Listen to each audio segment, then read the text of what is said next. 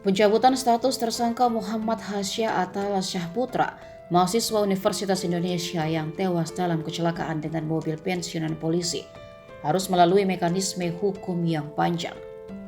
Hal itu disampaikan Kabid Humas Polda Metro Jaya Kombes Pol Trunoyodo Wisnu Andiko dalam merespon permintaan keluarga Hasya.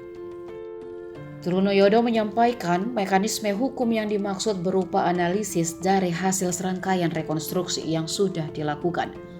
Dalam proses itu, sejumlah pakar turut dilibatkan untuk mengkaji secara formil hukumnya, sebab pencabutan tersangka Hasya tidak bisa dilakukan secara otoritas.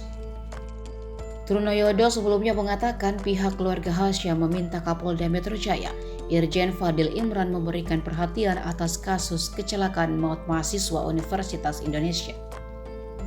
Menurut Trunoyodo, terdapat dua pokok yang menjadi permintaan orang tua Hasya, yakni terkait status tersangka Hasya dan laporan polisi terhadap pensiunan polisi AKBP Eko Setiabudi Wahono atas kelalaiannya tak memberikan pertolongan.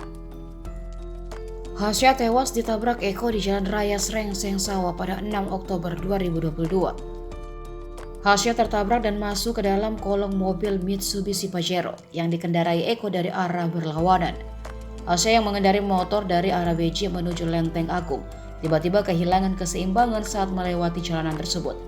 Hasya tak dapat mengendalikan Kawasaki Pulsar yang ia kendarai tatkala ada motor yang tiba-tiba berbelok di depannya. Hasya lantas tergelincir di atas aspal. Eko yang tak siap mengerem akhirnya menghantam tubuh Hasya. Aparat menilai peristiwa tersebut murni akibat kelalaian Hasya. Karena itulah Hasya ditetapkan sebagai tersangka meski meninggal dunia.